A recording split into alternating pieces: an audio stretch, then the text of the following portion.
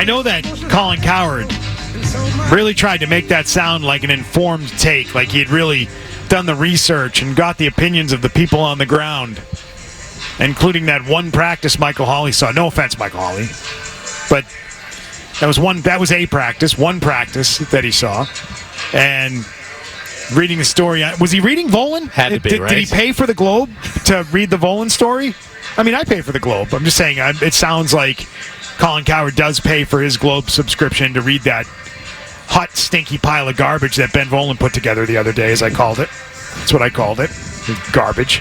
Big pile of garbage. Find that in the trash can. Fish wrapper. And that might be, again, Colin Cowherd's not here, so it's not like it's his assessment of things.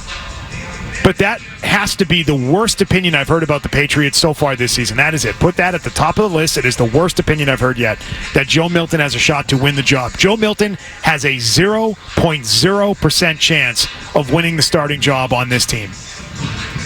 Colin, you got bad info, dude. Bad info. No shot Joe Milton is going to win this gig. Joe Milton is in 4th place.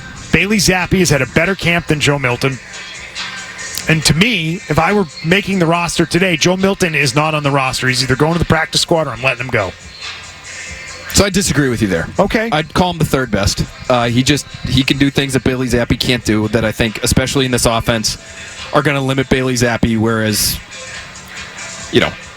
like you said, in the completely unrealistic world in which Joe Milton is on the field for the Patriots in 2024, he would be better suited to handle some of those things. The down-the-field shots that, the Browns deployed, very, very frequently last year, the on-the-run stuff, the bootleg stuff, that's just not Bailey Zappy's game. He's a distributor, he's a point guard, spread it out, throw it short.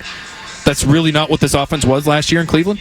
And I don't think it's what it's going to be this year in New England. So we disagree there. But you're right about the odds of Joe Milton actually winning the job are non-existent. 0. That said, Beetle. 0. I hope they give him a nice Clorox wipe or something to get the poo off the wall that he just threw at it that take. That said, he's been better than I thought he would be.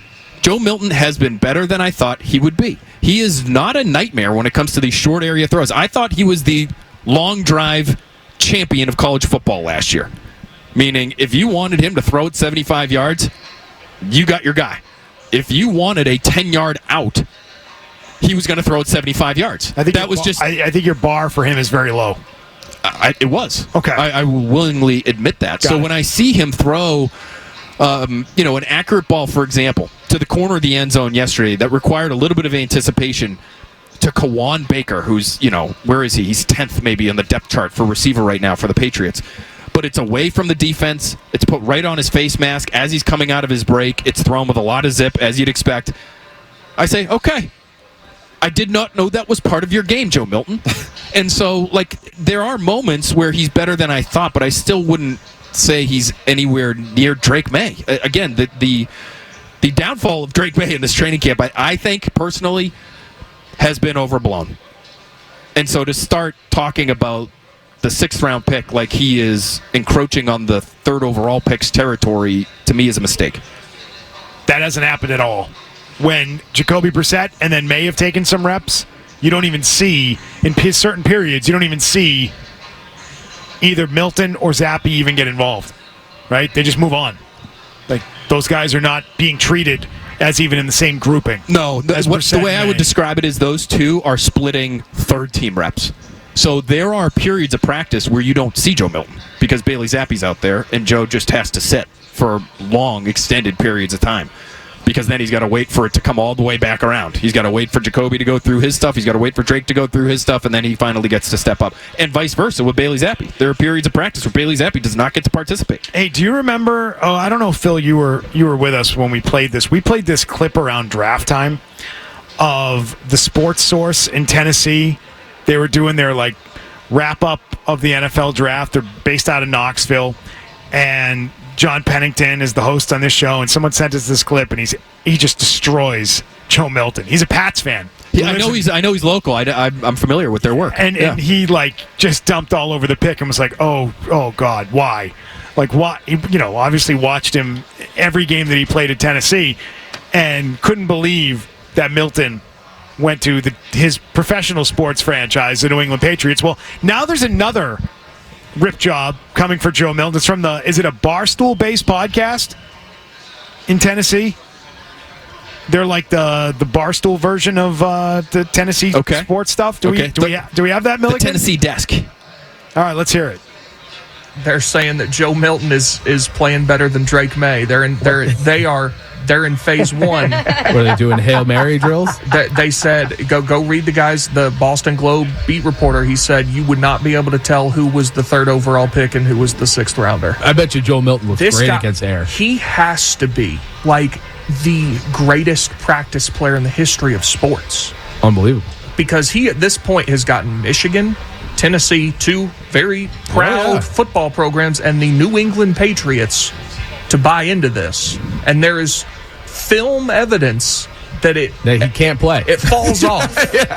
Yeah. Now, let me say, Joe is awesome, great dude. I hope he kills it. I hope he becomes a starting quarterback for the Patriots. But it's just like somehow in practice he must be the Tom Brady of practice. He can sling it better than anybody I think I've ever seen. And then he throws it 80 yards and then does a backflip. Like, it's awesome. It's sick. But at some point you gotta put it all together. You gotta do more. And if Milton had been like if he had transferred to Florida, serviceable, well, just at UT, if he had been like fine, he would have been a 1st-round pick. 100%. You can't teach what he has. That's from the Macro Dosing podcast as part of Barstool Sports, and Arian Foster's on that podcast. Yes, he is. Yeah. We didn't hear his voice in that clip. No, I don't think we did. But that to me is how they feel about him in Tennessee. They're like, good luck. The guy couldn't even play at this level. What makes you think he's going to be able to play at the next? Yeah, and that's why he's a 6th-round pick. Yeah. And that's why if I'm, any Patriots fan that's saying, why did my team, I follow Tennessee sports, and why did my team invest in that guy? Well, because it's a 6th-round pick. Yeah. And the guy has things, as they just described, that you can't teach. So if you can teach him to play offense at the NFL level, which you might not be able to do, but if you can, then it's found money. If you can't, it's a 6th-round pick. Yeah. So, that explains the investment, in my opinion. And I will say this. They do have, I know you have your questions about Alex Van Pelt and whether or not he can be a coordinator. I have several. And I get it. But I would say between Van Pelt and Ben McAdoo, they do have guys that have a lot of experience coaching that position. And so if anybody's, I'm not saying they're top of the top, would you have a better chance trying to train Joe Milton if Josh McDaniels was here? Maybe you would, because he was a pretty damn good quarterbacks coach himself. But these guys know what it's supposed to look like. Does McAdoo have great experience coaching those players or identifying those players? Both. I mean, he was a quarterbacks coach in Green Bay. I believe we can go back through his history, but it's a position that he's been working with for a long time. I know he sort of went viral before the draft because the story that he did with the New York Times, I believe, years ago, before the 2017 draft that had Josh Allen, and he had Josh Allen as the best quarterback in that draft, and then Lamar Jackson second. I think he was the only one who had that. So clearly his ability to evaluate that position, as far as that year was concerned, pretty damn good. So we'll see. We'll see on Joe Milton. I will repeat. He's been better than I thought he would be. And if you have the opportunity... Have you been able to tell the difference between the 3rd overall pick and the 6th-round pick? Yeah, yes. You have? Okay. Yes. Volan can't. You don't need to get in that. I think the number of negative plays, if you were to rack up the number of negative plays... Schmuck take. They probably would be somewhere similar, and Joe Milton has the same sort of volume of bad plays in a sample size of work that is like 75% less than what Drake Maye's getting. Does that make sense? So he's getting much fewer opportunities, and he's put together the same sort of number of... And they've let him air it out a few times. Questionable plays. A few times, although there hasn't been a lot of that. Right? The last few days. We haven't seen him pushing it down the field really at all. No, we haven't, but they have let him do it. That's like showing it off. You know what I mean? Like, come on, throwing down. Well, the throw he made, I don't know if you guys could see it from your vantage point up here, but he made a throw on this left side of the practice field that traveled about 65 yards in the air, and he was moving to his left and sort of flung it sidearm. This was not from a clean pocket and just let it rip from over the top. He was on the move off platform and threw about 65 yards in the air, and it just dropped in Javon Baker's breadbasket for a touchdown. I mean, that was probably still one of the most impressive plays of camp. It's one of the more exciting ones of camp. And then he tried to throw a bomb on Tuesday, and it got caught up in the wind and fizzled out. Did you see that on the... I did not, Oh, no. yeah, that was I missed that one. It just died. The ball just died in the wind. Yeah, and he's going to make mistakes. Yeah. In the same way that, Drake, he's going to make more mistakes, is my guess, but in the same way that we should expect Drake Maye to make mistakes. And I think especially, too, we got to keep this in mind. Drake Maye is being asked to do things that he didn't do in college, right? And so when it doesn't look good, that should be the expectation because they're asking him to do something that he's probably not all that comfortable with. And there are times when we've been out here and we've been saying to ourselves, damn, I wish we knew what they were coaching that guy to do in that moment. Well, new regime, we actually have some answers in that regard as it relates to Drake Maye. I asked Gerard Mayo, are you okay with this guy scrambling?